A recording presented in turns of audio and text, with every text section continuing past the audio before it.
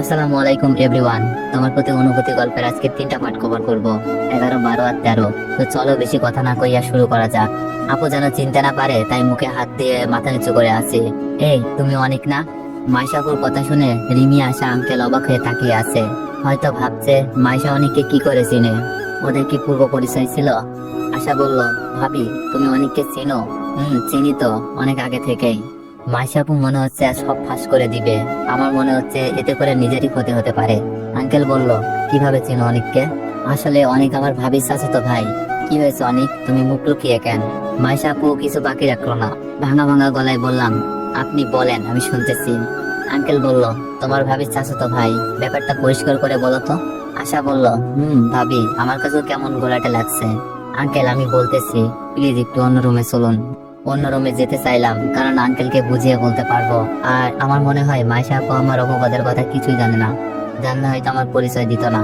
মাইশা আপু বলল, কেন অনেক, এখানেই বলো। তোমার সাথে আমার প্রায় 2 বছর পর দেখা। শুনেছি বাসা থেকে কোথাও চলে গেছো, কারোর সাথে তেমন খোঁজ খবর রাখো না। আপু, দেখা যেহেতু হয়েছে, কথা অবশ্যই হবে। আর বাসা থেকে চলে আসার কারণটাও বলবো। আমার মনে হয় এইরকম একটা রাতকে এইসব কথার মাধ্যমে নষ্ট না করাই ভালো। আশা বলল, অনেক, এখানেই বল, ভাবির সাথে তোর কিরকম সম্পর্ক? শোন তাহলে, তোর ভাবির সাথে আমার পরিচয় প্রায় 4 বছর, সুমি আপুর বিয়ের পর থেকে। কারণ তোর ভাবি সুমি আপুর ননদ, আর আমি সুমি আপুর চাচাতো ভাই। কিছু করার নাই, সবকিছু বলাই লাগলো, নয়তো একটা মিথ্যা টানতে টানতে 1000টা মিথ্যা চলে আসতো। রিমি চিন্তার ভাব নিয়ে বলল, তাহলে মিথিলা? মাইশা আপু বলল, মিথিলা আমার ভাই আর আপন শালী। আচ্ছা আপু, পরে কথা হবে, অনেক রাত হয়েছে, ভালো থাকবেন।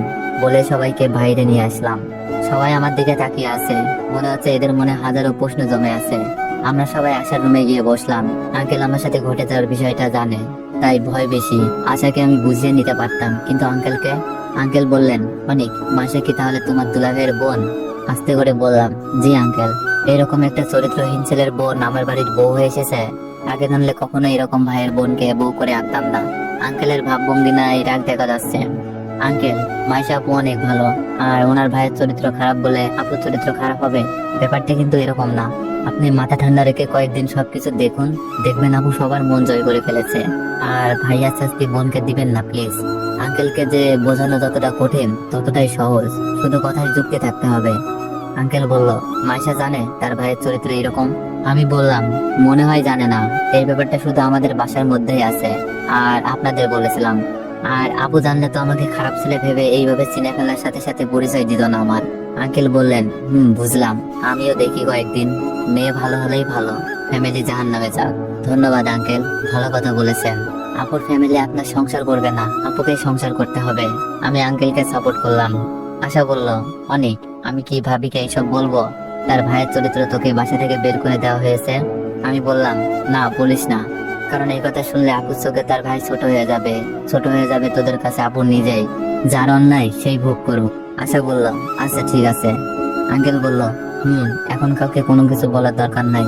যদি মাইশা জিজ্ঞেস করে অনেকে চলে আসার কারণ জানিস কিনা, বলবে আমাদের এখনো বলে নাই। আশা বলল, ওকে আব্বু। রিমি বলল, আচ্ছা আঙ্কেল, অনেক রাত হয়েছে, বাসায় যেতে হবে। আমি বললাম, আঙ্কেল, বিয়ের ভেজাল পর্যন্ত আমি আর আসছি না, আপুর ফ্যামিলির কেউ দেখলে প্রবলেম হতে পারে। আঙ্কেল বলল, আচ্ছা সাবধানে যেও। আশাদের বাসা থেকে রিমিদের বাসায় যেতে 5 মিনিটের রাস্তা, তাই হেঁটেই চলছি। রিমি বলল, অনেক, তোমার বিয়ে বাড়ি থেকে চলে আসার কারণটা তাহলে এটাই ছিল? আমি বললাম, আমি ওইখানে আব্বুকে মিথিলাকে দেখতে পেয়েছিলাম, আর সুমি আপুর শ্বশুর বাড়ি তো আমি চিনতামই। রিমি বলল, আমাকে বললে না কেন? আমি বললাম, সরি, মিথ্যাটা বলার জন্য। আমি চাই নাই আমার জন্য তোমাদের বিয়ে বাড়ির আনন্দটা নষ্ট হয়ে যাক। রিমি বলল, তোমার মনে হয় তোমাকে ছাড়া বিয়েতে খুব আনন্দ কাটিয়েছি? আমি বললাম, জানি না, তবে আমার কিছু করার ছিল না। এখন ভয় হচ্ছে আঙ্কেল আশা আর মাইশা আপুকে নিয়ে, ওরা ঠিকঠাক থাকলেই হয়। রিমি বলল, অনেক? আমি বললাম, বলো। রিমি বলল, আব্বুকে বলে রাখি তোমাকে ভালোবাসি। রিমি হঠাৎ এই কথা বললো কেন? আমি বললাম, আমাকে বাসা থেকে বের করার বুদ্ধি করছো নাকি?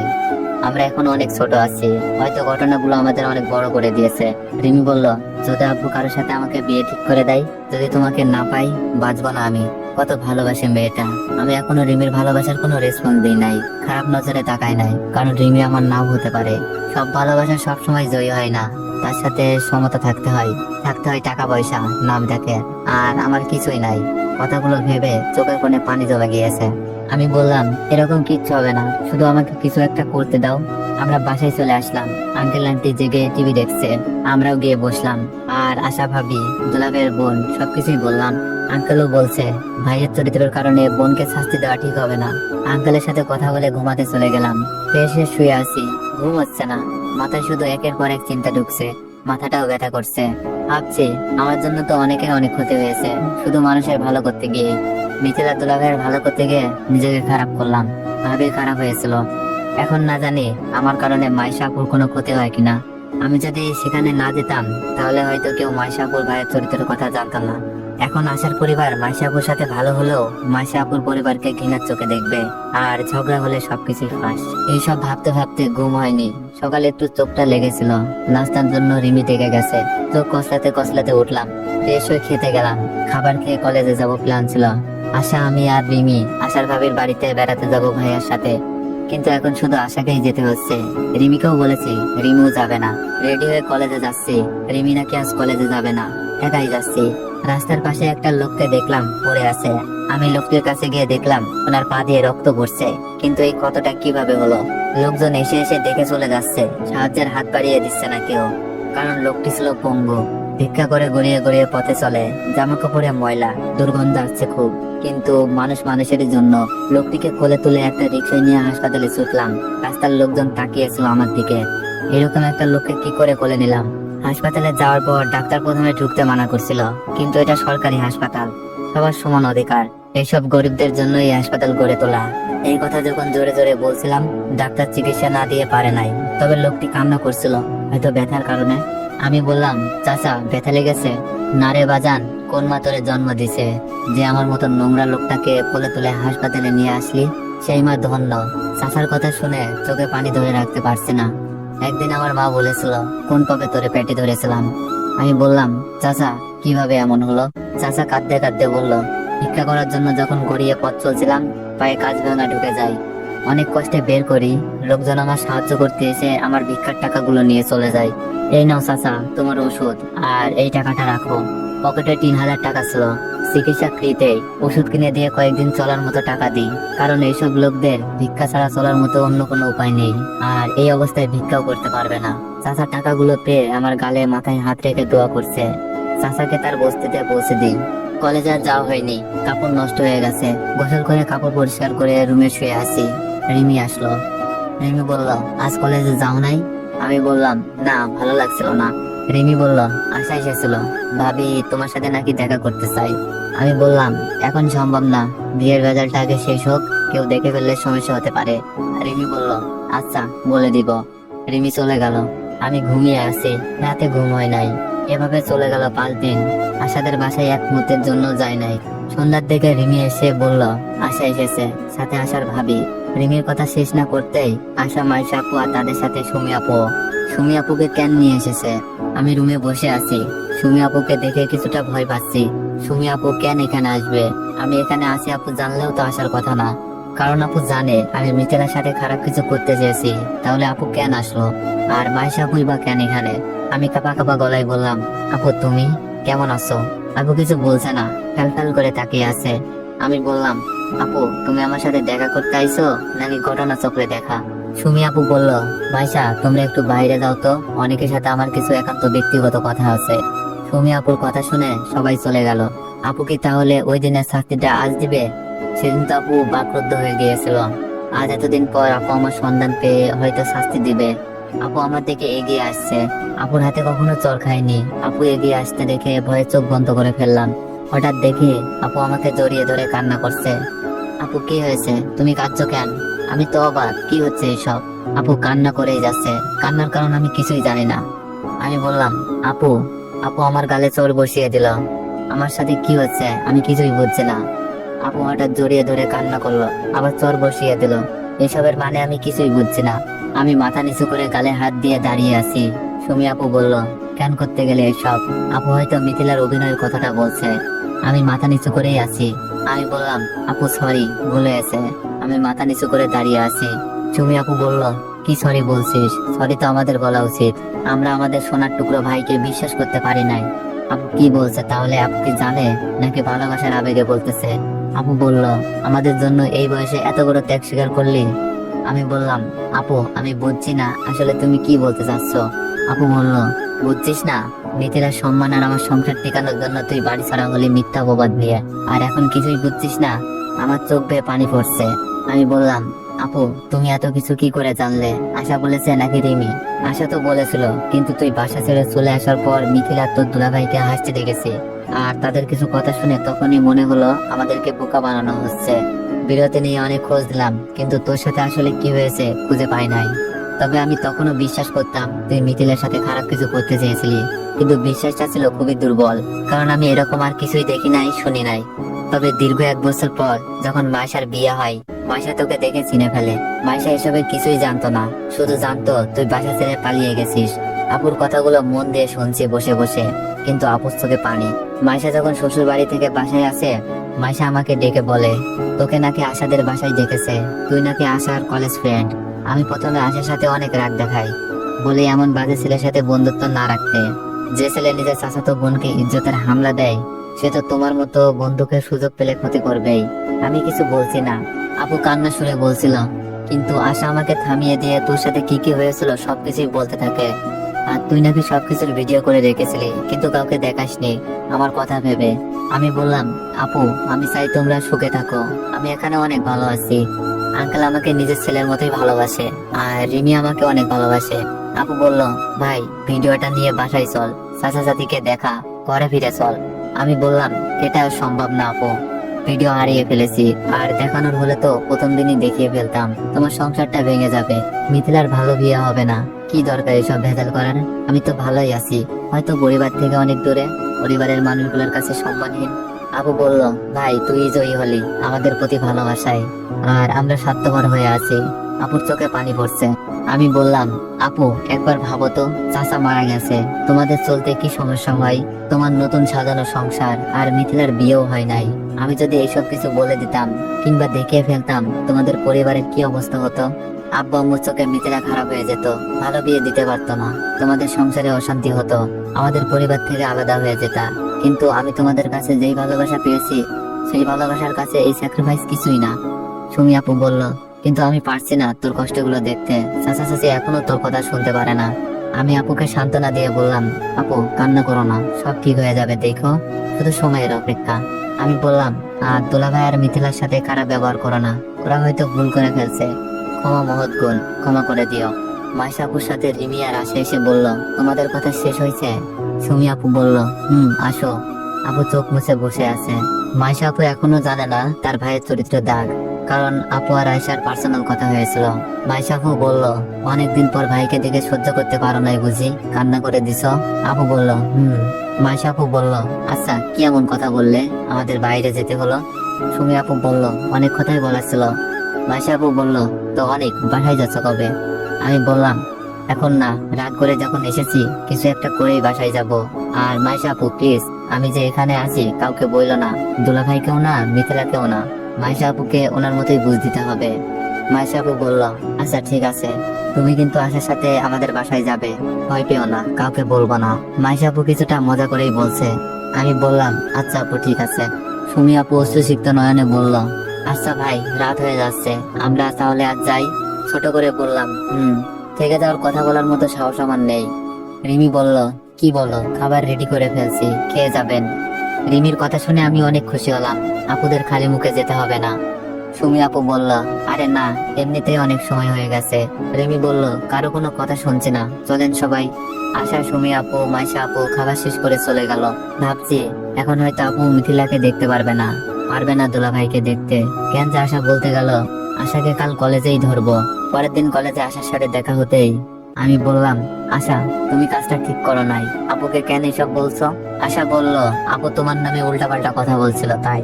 আমি বললাম, বলতো, এখন তো আপুর চোখে নিজের স্বামী আর আদরের বোন খারাপ হয়ে গেল।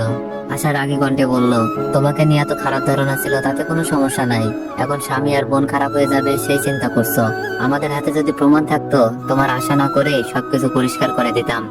আমি বললাম, আশা শোনো, সবকিছুতে জয়ী হতে হয় না, কিছু থেকে অসামান্য প্রশান্তি পাওয়া যায়।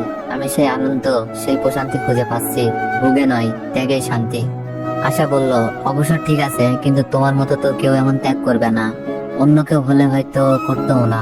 আমি বললাম, এই পৃথিবীতে অনেক মন মানব আছে যারা মানুষের ভালোর জন্য নিজের জীবন ত্যাগ করে দিয়েছে। আমি তো সামান্য একটা ত্যাগ করেছি। আশা বলল, বুঝেছি, তোমার সাথে কথাই পারবো না। ক্লাস করবা না, চলো। আশা কথা না বলে ক্লাস করতে চলে গেল। রিমি আজও কলেজে আসে নাই। ক্লাস শেষ করে বাসায় চলে গেলাম। তারপর ফিরে এসে আঙ্কেলের অফিসে। অফিসে একটা বড় ভাই আছে, রাতুল বলে নাম। তবে আমাকে অনেক ভালোবাসে। কোনো কাজে আটকে গেলে রাতুল ভাই দেখিয়ে দেয়। কাজের ফাঁক পেয়ে রাতুল ভাইয়ের কাছে ছুটলাম। রাতুল ভাই আমাদের অফিসের এক বড় অপুকে ভালোবাসে, কিন্তু বলতে পারে না। রাতুল ভাই একটু চাপা স্বভাবের, লাজুক টাইপের ছেলে। ভাইয়ার সাথে কথা বললেই মনে আনন্দ লাগে, তাই প্রতিদিন সুযোগ পেলেই চলে যাই ভাইয়ার কাছে। রাতুল ভাই ফ্রি হলে আমার কাছে চলে আসে। আমি বললাম, ভাইয়া কি করছেন? রাতুল ভাইয়া কাগজে কি যেন লিখছে। রাতুল ভাই, আরে অনেক, আসো বসো। কি করছেন? আজ নীলাকে প্রপোজ করব।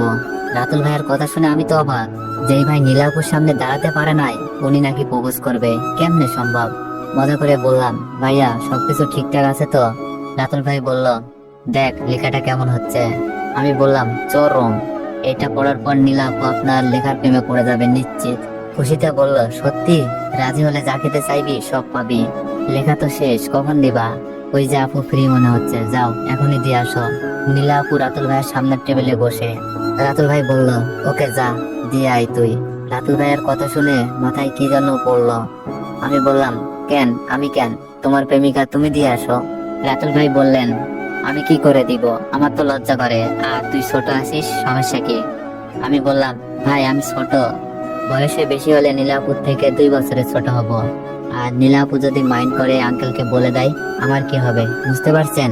রাতুল ভাই বলল, আরে কিছু মনে করবে না, তোকে তো অফিসের সবাই ছোট ভাই বলে ডাকে।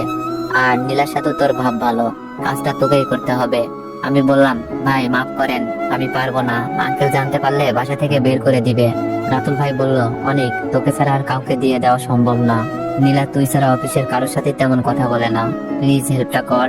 আমি বললাম, আচ্ছা এত করে যখন বলতেছেন, যা হওয়ার হবে দেন। উত্তেজিত হয়ে বলল, ধন্যবাদ অনেক। কাগজটা নিয়ে নীলাপুর কাছে গেলাম। আমি ভয়ে ভয়ে, আপু আসতে পারি? নীলাপু হাস্যোজ্জ্বল মুখ নিয়ে বলল, আরে অনেক, তুমি আসো। কাগজটা দেওয়ার পর সেই হাসিটা থাকে কিনা কে জানে। আপু কেমন আছেন? কাগজের কথা বলতে হাঁটু কাঁপছে। ভালো। অনেক, কিছু বলবা? নীলাপু হয়তো বুঝতে পারছে না, মানে এটা আপনার জন্য। কাগজটা হাতে দিয়ে বললাম। নীলাপু বলল, কি এটা? আমি ভয় নিয়ে বললাম, প্রেমপত্র। হ্যাঁ অথবা না বলবেন, দয়া করে আঙ্কেলকে বলবেন না প্লিজ। আঙ্কেল জানতে পারলে অফিস থেকে প্লাস বাসা থেকে বের করে দিবে। নীলাপু চিন্তার ভাব নিয়ে বলল, তুমি আমাকে প্রেমপত্র দিচ্ছ?